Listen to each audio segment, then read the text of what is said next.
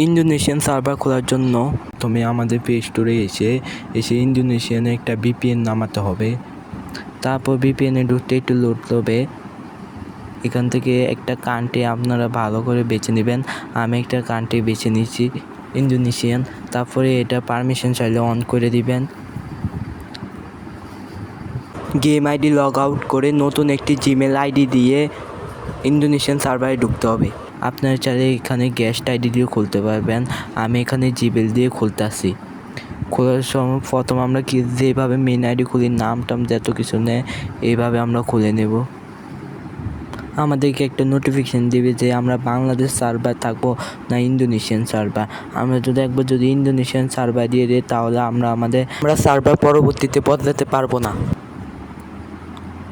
এভাবে আপনারা চাইলে একটা ইন্দোনেশিয়ান সার্ভার খুলতে পারবেন।